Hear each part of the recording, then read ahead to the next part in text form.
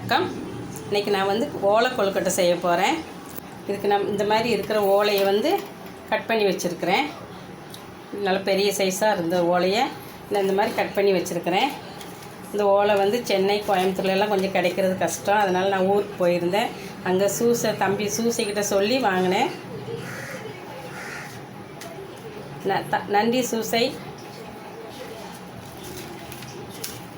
இந்த மாதிரி ஓலையை கட் பண்ணி வச்சுருக்கிறேன். கட் பண்ணி நல்லா க்ளீன் பண்ணி வச்சுருக்கிறேன். இந்த முனையில் இருக்கிறத வந்து நம்ம கட் பண்ணி இப்படி கிழித்து எடுத்துக்கலாம். இந்த முனையில் இருக்கிறத இந்த மாதிரி கிழித்து வச்சுருக்கிறேன். இது வந்து நம்ம கொழுக்கட்டைக்கு ரெண்டையும் சேர்த்து கட்டிக்கணும். அதுக்காக நான் இப்படி கிழித்து வச்சுருக்கிறேன். நல்லா சிசரில் வச்சு கட் பண்ணிங்கன்னா நல்லா சின்ன சின்னதாக கட் பண்ணிக்கலாம். நம்ம எந்த ஷேப் வேணுமோ அந்த ஷேப்பில் பெருசாக இருக்கிறத சின்னதாக கட் பண்ணிக்கோங்க. இந்த முனையில் இருக்கிறத கட் பண்ண வேண்டாம், அது ஆகாது. அதை வந்து நம்ம இந்த மாதிரி கிழித்து கொழுக்கட்டை ரெண்டு இதுவும் வச்சு கட்டுறதுக்கு ஈஸியாக இருக்கும். அதுக்காக இப்படி கிழித்து வச்சுருக்கிறேன். இப்போ இதுக்கு கொழுக்கட்டைக்கு மாவு ரெடி பண்ணிக்கலாம்.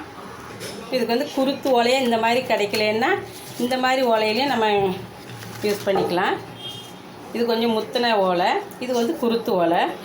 இந்த ஓலையில் செய்யும்போது கொழுக்கட்டை நல்ல மணமாகவும் டேஸ்ட்டாகவும் ரொம்ப ஹெல்த்தியாகவும் இருக்கும்.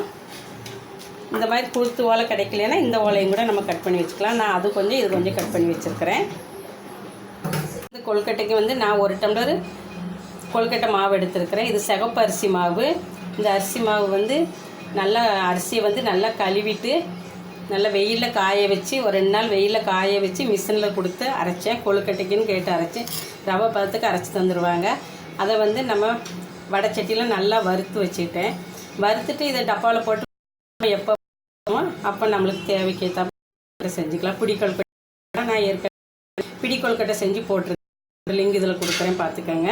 இப்போ அதை வந்து அந்த மாவு தான் நான் எடுத்துருக்கிறேன். நீங்கள் உடனே செய்யணும். அப்போவே இந்த பதப்படுத்துகிற ஈர அரிசி மாவு இருக்குல்ல, அதில் செய்யணுனாலும் நீங்கள் செய்யலாம். அது வந்து நம்ம எவ்வளோ அரிசி உங்களுக்கு தேவையோ அதை நல்லா கழுவிட்டு ஒரு அரை மணி நேரம் ஊற வைங்க. ஊற வச்சுட்டு ஒரு பேனுக்கு அடியில் ஒரு துணியில் அந்த அரிசியை நல்லா காய வைங்க. ரொம்ப காய வேண்டாம், கொஞ்சம் ஈரப்பதத்தோடு இருந்தால் போதும். தண்ணி இல்லாமல் பார்த்துக்கோங்க. அதை மிக்சியில் போட்டு ரவை பதத்துக்கு அரைச்சிக்கோங்க. அரைச்சிட்டு நல்லா ஜலிச்சுக்கோங்க. ரவை ஜலடையில் ஜலிச்சுட்டு வானிலையில் நல்லா வறுத்துக்கோங்க. வர சட்டியில் போட்டு அந்த மாவையும் வறுக்கணும். வறுத்து நல்லா வறுத்துட்டிங்கன்னா இந்த மாதிரியே வந்துடும். அந்த மாவும் வறுத்து வச்சுட்டு அதுலேயும் கொழுக்கட்டை செய்யலாம். இப்போ இது 1 டம்ளர் எடுத்துருக்கிறேன். நாட்டு சர்க்கரை அதே டம்ளருக்கு நாட்டு சர்க்கரை 1 டம்ளரு. வெல்லமாக இருந்தால் 3/4 டம்ளர் போதும். நாட்டு சர்க்கரையில் இனிப்பு கொஞ்சம் கம்மியாக இருக்கும். அதனால் நான் 1 டம்ளர் அரிசி மாவு 1 டம்ளர் நாட்டு சர்க்கரை எடுத்துருக்கிறேன். அரிசி மாவு எடுத்த டம்ளரில் தான் இதுக்கு நாட்டு சர்க்கரை 1 டம்ளர் எடுத்துருக்கிறேன். வெல்லமாக இருந்தால் 3/4 டம்ளர் போட்ட போதும். கருப்பட்டியும் யூஸ் பண்ணிக்கலாம். கருப்பட்டி இருந்தால் கருப்பட்டி போட்டுக்கோங்க. இன்னும் ரொம்ப ஹெல்த்தி, ரொம்ப நல்ல டேஸ்ட்டாகவும் இருக்கும். தேங்காய் ஒரு 3 ஸ்பூன் நல்லா சிறுகி வச்சுருக்கிறேன். அதில் உள்ள தோலெல்லாம் எடுத்துகிட்டு நான் மிக்சியில் தான் போட்டு சிறுகி வச்சுருக்கிறேன். மிக்சி ஜாரில் போட்டு பின்னாடி உள்ள தோலை கட் பண்ணிவிட்டு மிக்சியில் போட்டு ஓட்டி வச்சுருக்கிறேன். இப்போ 2 ஸ்பூன் பாசிப்பருப்பு. அதை வந்து நல்லா வறுத்த பாசிப்பருப்பை கொஞ்சம் தண்ணியில் ஒரு 10 நிமிஷம் ஊற வச்சா போதும். எந்த ஸ்பூனுக்கு தான் நான் எடுத்தேன். 3 ஸ்பூன் தேங்காய் துருவல், 2 ஸ்பூன் பாசிப்பருப்பு வறுத்து தண்ணியில் ஊற வச்சுருக்கிறேன். ஒரு 10 நிமிஷம் ஊறினா போதும். கொஞ்சமாக சுக்கு எடுத்துருக்கிறேன். சுக்கு, கொஞ்சம் ஏலக்காய் பொடி, கொஞ்சம் உப்பு. எந்த ஸ்வீட் செஞ்சாலும் கொஞ்சம் உப்பு போடணும். அதுக்காக கொஞ்சம் உப்பு போடுறேன். இந்த ஏலக்காய் பொடி வந்து நல்லா ஏலக்காய் வெயிலில் காய வச்சுட்டு கொஞ்சம் சர்க்கரை போட்டு அதோட மிக்சியில் பவுட்ரு பண்ணி வச்சுக்கோங்க. நம்மளுக்கு எப்போ தேவையோ நல்ல பவுடராகவே கிடைக்கும். அப்பப்போ அரைச்சிங்கன்னா திப்பியாக இருக்கும். இந்த மாதிரி பவுட்ரு பண்ணி வச்சுக்கோங்க. இப்போ அந்த பவுட்ரு எள்ளு 2 ஸ்பூன் வறுத்து வச்சுருக்கிறேன். நான் வெள்ளை எள்ளு தான் வறுத்து வச்சுருக்கிறேன். உங்கள்கிட்ட கருப்பு எள்ளு இருந்தால் கருப்பு எள்ளு போடுங்க. அது இன்னும் நல்லா டேஸ்ட்டாக இருக்கும். என்கிட்ட கருப்பு எள்ளு இல்லை. இருந்திருந்தால் நான் கருப்பு எள்ளு தான் போட்டிருப்பேன். இல்லாத பட்சத்தில் நான் வெள்ளை எள்ளு போட்டிருக்கிறேன். இப்போ வெள்ளை எள்ளு 2 ஸ்பூன் வறுத்து வச்சுருக்கிறேன். இப்போ இது எப்படி செய்யலான்னு பார்க்கலாம். இப்போ கேஸ் பற்ற வச்சு கடாய் வச்சுருக்கிறேன். இப்போ அதில் வெல்லத்தை போட்டுடலாம். நாட்டு சர்க்கரை 1 டம்ளர் அரிசி மாவுக்கு 3 டம்ளர் தண்ணி. இது நல்லா காஞ்ச அரிசி மாவு, அதனால் கொஞ்சம் தண்ணி அதிகமாக குடிக்கும். அதனால் நான் 3 டம்ளர் போட்டிருக்கேன். இதே ஈர அரிசி மாவில் நம்ம வறுத்து செய்யும்போது இந்த அளவுக்கு தண்ணி பிடிக்காது. 1க்கு 2 தண்ணி ஊற்றினீங்கன்னா போதும். இது நல்லா காஞ்ச அரிசி மாவுனால கொஞ்சம் தண்ணி அதிகமாக பிடிக்கும். இப்போ தண்ணி நல்லா கொதிக்கட்டும். கொதிக்கிற வரைக்கும் வெயிட் பண்ணலாம். தண்ணி நல்லா கொதிச்சிருச்சு. இப்போ ஊற வச்ச பாசிப்பருப்பு போட்டுக்கலாம். தேங்காய் போட்டுக்கலாம். சுக்கு, ஏலக்காய், உப்பையும் போட்டுடலாம்.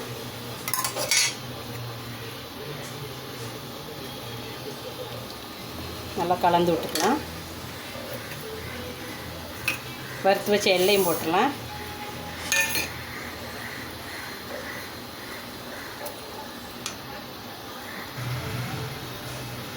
இப்போ அரிசி மாவையும் போட்டுடலாம். போட்டு நல்லா கலந்துக்கலாம். சர்க்கரை பத்தலைன்னா கொடுங்க. இப்போ நம்ம வேணால் போட்டுக்கலாம். உங்களுக்கு எவ்வளோ சர்க்கரை தேவையோ இனிப்பு தகுந்தாப்பில் போட்டுடுங்க. கூட்டி குறைச்சிக்கோங்க. இப்போ கேஸை கம்மி பண்ணிடுங்க. ஃபுல்லாக கம்மி பண்ணிடுங்க. இப்படி வேக வச்சு செய்யும்போது கொழுக்கட்டை நல்லா சாஃப்டாக இருக்கும்.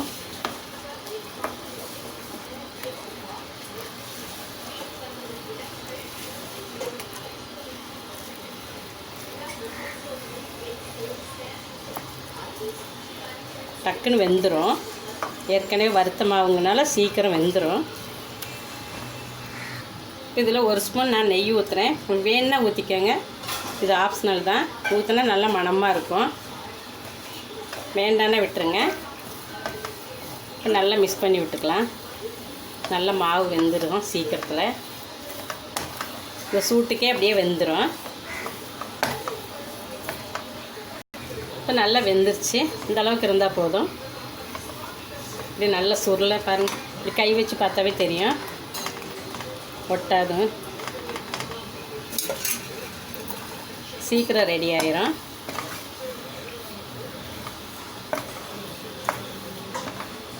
இது வேற ஒரு தட்டுக்கு மாற்றிடலாம்.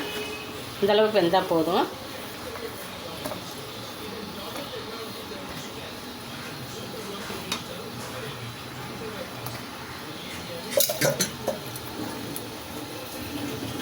நல்லா ஆறிடுச்சு.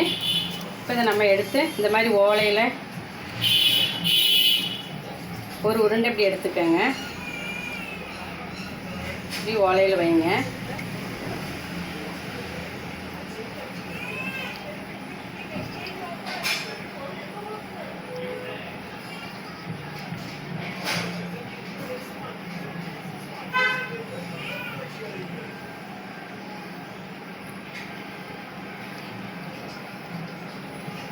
உங்களுக்கு எவ்வளோ தேவையோ அதுக்கு தகுந்தாப்பில் இட்லி செட்டில் எந்த அளவுக்கு போகுமோ அது அந்த அளவுக்கு நீங்கள் கட் பண்ணிக்கோங்க.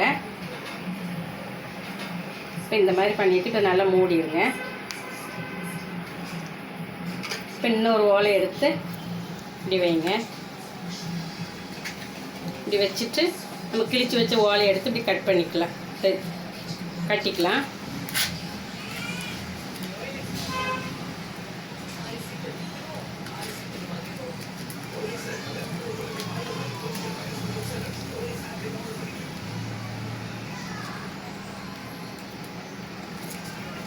இப்படி கட் பண்ணி வச்சுக்கலாம். இப்போ இன்னொன்று செஞ்சு காமிக்கிறேன்.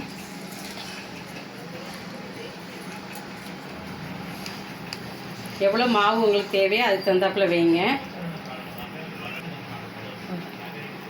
இப்போ இன்னொரு செஞ்சு காமிக்கிறேன். இன்னொரு ஓலை எடுத்துட்டு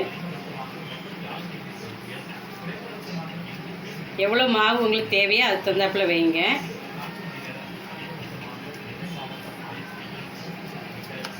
வச்சு நல்லா இப்படி எல்லா பக்கமும் அழுத்தி விட்டுடுங்க.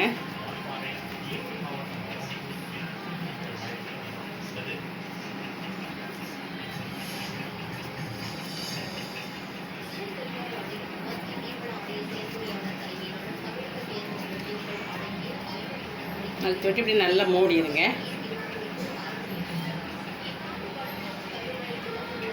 இப்போ இன்னொரு ஓலை எடுத்து அதே மாதிரி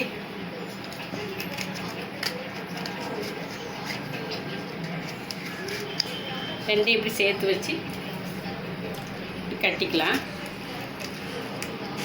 அது கலண்டு வராமல் இருக்கிறதுக்காக கட்டுறது தான். சும்மா ஒரு முடிச்சு போட்டிங்கனாலும் போதும். இப்போ இந்த மாதிரி எல்லாத்தையும் ரெடி பண்ணி வச்சுக்கலாம். இப்போ நான் ரெண்டு ரெடி பண்ணி வச்சுருக்கிறேன். இதே மாதிரி எல்லாத்தையும் ரெடி பண்ணிட்டு காமிக்கிறேன். இப்போ எல்லாத்தையும் இந்த மாதிரி கட் பண்ணி வச்சுருக்கிறேன். எல்லாத்தையும் உள்ளே வச்சு இந்த மாதிரி கட்டி வச்சுருக்கிறேன். நம்ம எவ்வளோ வேகுதோ அதுக்கு தகுந்தாப்பில் வச்சுக்கணும். இப்போ இட்லி பானையில் தண்ணி ஊற்றி கொதிக்க வச்சுருக்கிறேன். இந்த மூடி எப்படி திருப்பி போட்டுக்கோங்க. திருப்பி போட்டு நம்ம ஒவ்வொன்றா வைக்கலாம். எவ்வளோ வேகுதோ அதுக்கு தகுந்தாப்பில் வைங்க. இது வேகிறதுக்குள்ளே அடுத்தது ரெடி பண்ணி வச்சிட்டிங்கன்னா அப்புறம் அடுத்தது கூட நீங்கள் வச்சுக்கலாம். இந்த மாதிரி ஓலையில் நம்ம கொழுக்கட்டை செய்யும்போது ரொம்ப சத்து, அதோட சத்து, அந்த ஓலையோட சத்தும் நம்ம உடம்புக்கு போய் சேரும். அதுக்காக தான் இந்த மாதிரி ஓலை கொழுக்கட்டை செய்கிறது.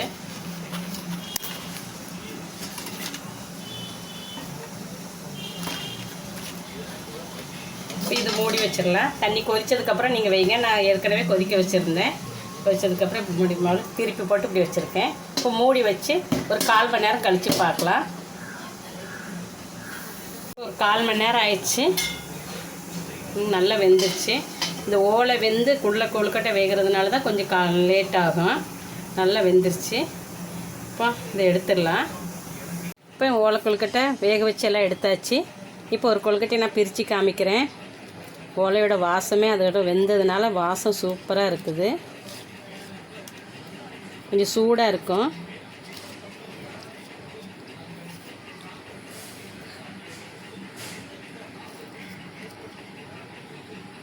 பாருங்கள், இப்போ சூப்பராக கொழுக்கட்டை ரெடி ஆயிடுச்சு.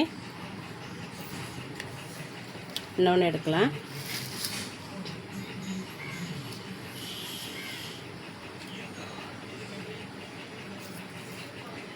இந்த கொழுக்கட்டை ரொம்ப டேஸ்ட்டு. குழந்தைங்களுக்கெல்லாம் சின்னதுலேயே கொடுத்து பழகுங்க. சிவப்பரிசி, நாட்டு சர்க்கரை தான் போட்டிருக்கோம். இப்போ பாருங்கள், இப்போ ரொம்ப டேஸ்ட்டான கொழுக்கட்டை ரெடி ஆயிடுச்சு. இப்போ ரொம்ப டேஸ்ட்டான, ரொம்ப ஓலை வாசம் அவ்வளோ மணமாக இருக்குது. ரொம்ப ஹெல்த்தியான ஓலை கொழுக்கட்டை ரெடி ஆயிடுச்சு. இதை நீங்கள் உங்கள் வீட்டில் செஞ்சு சாப்பிட்டு பாருங்கள். இந்த ரெசிபி உங்களுக்கு பிடிச்சிருந்ததுன்னா லைக் பண்ணுங்கள், உங்கள் ஃப்ரெண்ட்ஸுக்கெல்லாம் ஷேர் பண்ணுங்கள். இது வரைக்கும் சப்ஸ்கிரைப் பண்ணாதவங்க சப்ஸ்கிரைப் பண்ணுங்கள். கூடவே பக்கத்தில் இருக்கிற பெல் பட்டனை கிளிக் பண்ணுங்கள்.